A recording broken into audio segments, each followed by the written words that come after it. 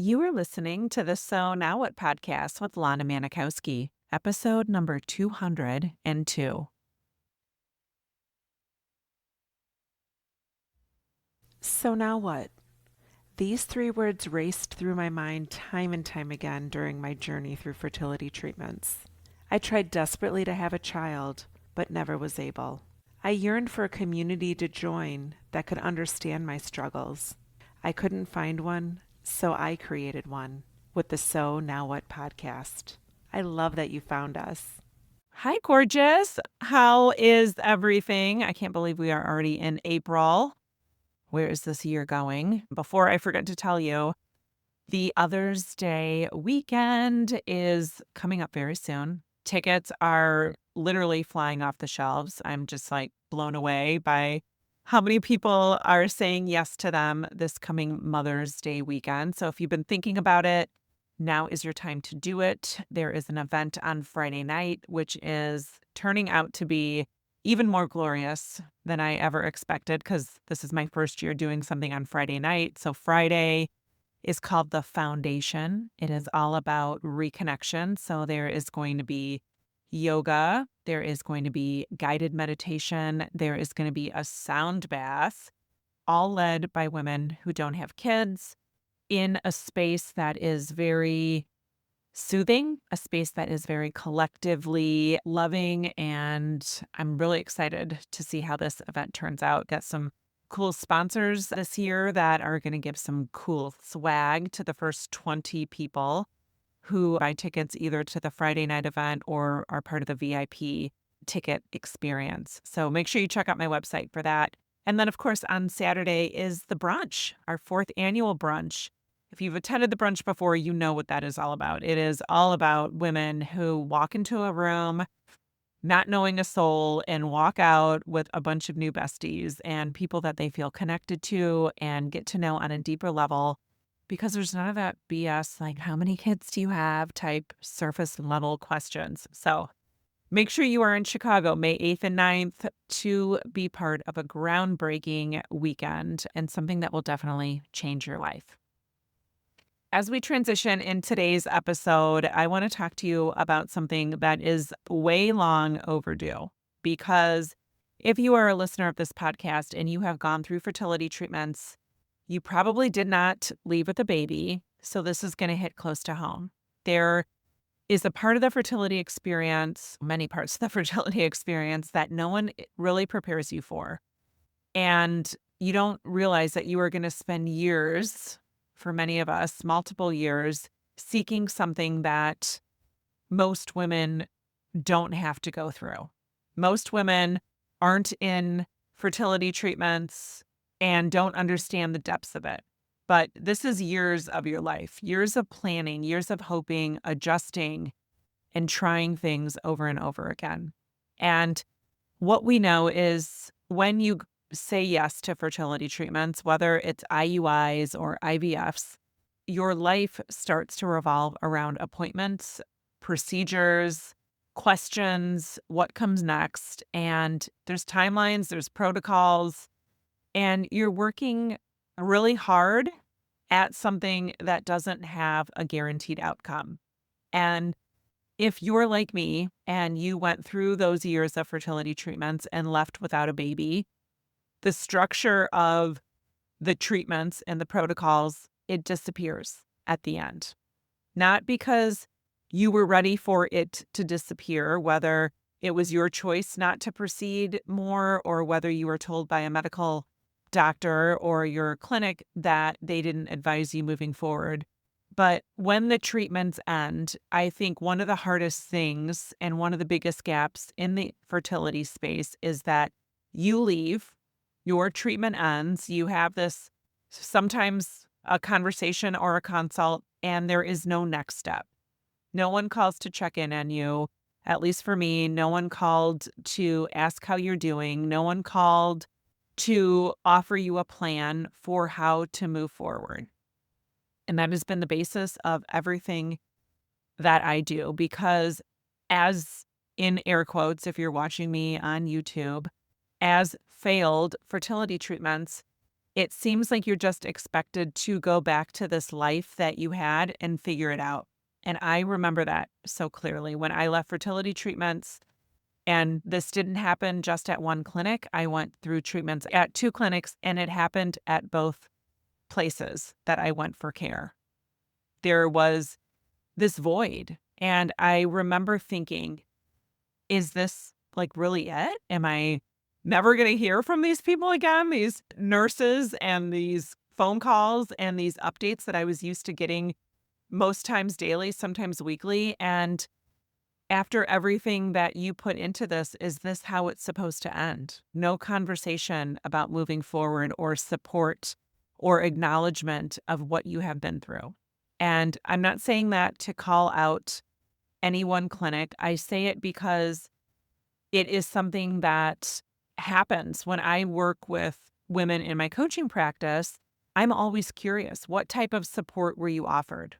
Were you given an opportunity to talk to a therapist? Were you referred to someone's book, to a podcast? And I'm coming to realize that it is more times than none, I would say in my experience, close to 90% of the time, where this is not a one off experience. This is happening everywhere where women aren't given resources. And I just couldn't stop thinking about it because I knew that I was not the only one walking out of a clinic thinking, so now what?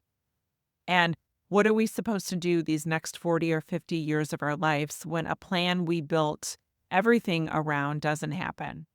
I remember sitting there, am I the only one? How are other women actually doing after this? What helped them? What were the things that allowed them to find connection in this life? What didn't work? What did they need that nobody ever offered? Because here's the truth, if no one is asking these questions, then nothing changes. Clinics keep doing what they've always done. Patients keep having the same experience, and this part of the journey continues to stay invisible. So, with most things that I have touched since leaving fertility treatments without a baby, is I decided to do something about it, not just talk about it anymore, but to understand as a patient who left treatments without a baby, a person who has talked to literally hundreds, if not thousands, of women who have left fertility treatments without a baby, what happens to them? What would it look like to actually collect real data on this, to understand what happens to women when treatments end without a baby? And I'm excited to tell you that I have something that you can help move the needle on because researchers at Northwestern in Chicago, Illinois, are conducting a study that's looking at the experiences and the support needs of women whose fertility treatment ended without a live birth. And the goal of this study is to understand what that experience is actually like so that clinics can potentially improve how they support patients at the end of treatment.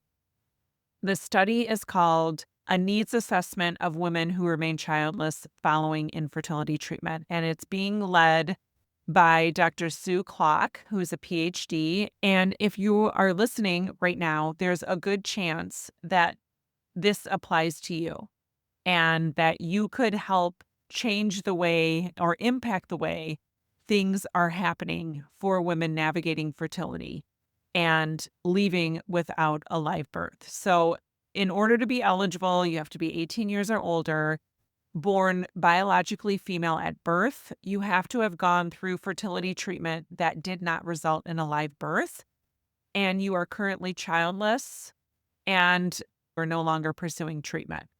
This is what participation looks like. It is confidential and it is online. It's going to take about 20-ish minutes. It's completely voluntary. And